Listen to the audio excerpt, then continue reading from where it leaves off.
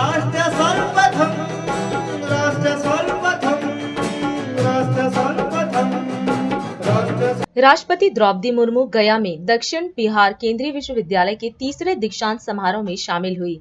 इस दौरान उन्होंने समारोह को संबोधित किया और उत्कृष्ट प्रदर्शन करने वाले विद्यार्थियों को बधाई दी। उन्होंने कहा कि सभी उच्च शिक्षण संस्थानों में छात्राओं का श्रेष्ठ प्रदर्शन सुखद बदलाव है।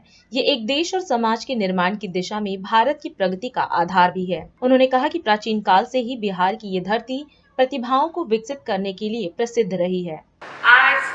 उपाधियां प्राप्त करने वाले दक्षिण बिहार केंद्रीय विश्वविद्यालय के सभी विद्यार्थियों को मैं बहुत बहुत बधाई देती हूँ। उत्कृष्ट प्रदर्शन के लिए पदक प्राप्त करने वाले विद्यार्थियों की मैं विशेष सराहना करती हूँ। मुझे ये बताया गया है कि विद्यार्थियों की को दिए जाने वाले पदकों की कुल संख्या 103 है।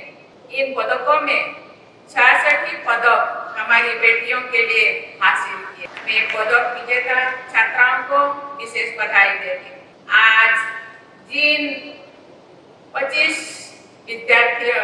विद्यार्थी ने यहाँ स्टेज पे गोल्ड मेडल लेने के लिए आए, उनमें से भी उन 25 में से भी 18 छात्राएं थे।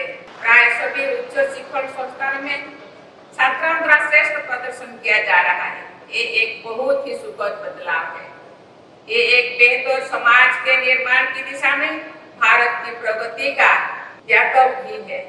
मैं समझती हूँ कि इस विश्वविद्यालय में छात्रावासों के नाम गर्गी और मैत्री जैसी महान ऐतिहासिक विभूतियों के नाम पर रखने के मूल में छात्राओं की प्रतिभा को प्रोत्साहित और सम्मानित करने की सोच निहित है। मैं महिला सशक्तिकरण में सहायक ऐसी प्रगतिशील विचारधारा की सराहना करते हैं।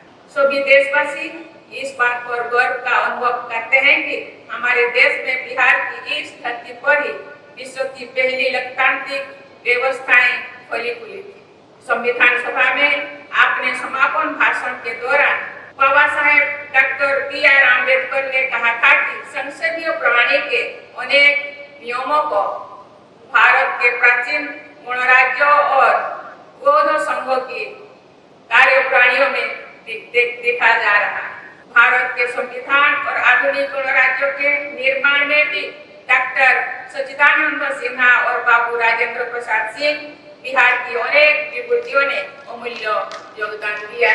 प्राचीन काल से ही बिहार की ये धरती प्रतिभाओं को विकसित करने के लिए प्रसिद्ध रही है। बिहार की धरती पर ही चाणक्य और आर्यभट्ट जैसे प्रकांड विद्वानों ने समाज और राज्यों की व्यवस्था से लेकर गणित और विज्ञान के क्षेत्र में ऐसे क्रांतिकारी योगदान दिए जिनसे पूरी मानवता के विकास में सहायता प्राप्त हुई। इस विश्वविद्यालय में विज्ञान की शिक्षा जिस भवन में दी जाती है उनका नाम आर्यभट्ट भवन रखा गया है तथा सामाजिक विज्ञान के शिक्षण हेतु निर्मित भवनों का नाम चाणक्य भवन रखा गया है। इस नामकरण की वास्तविक सार्थकता यहाँ के आचार्यों और विद्यार्थियों द्वारा विश्वस्तरीय शिक्षण और शोध के लिए प्रयास करने में भी दिखाई देती है।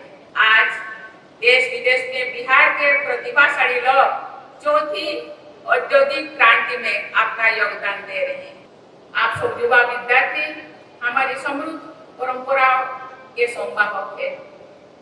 आप सब समाज, देश और विश्व के नवनिर्माण में अपनी भूमिका तय कर सकते हैं और उसे भलीभांति भी निभा सकते हैं।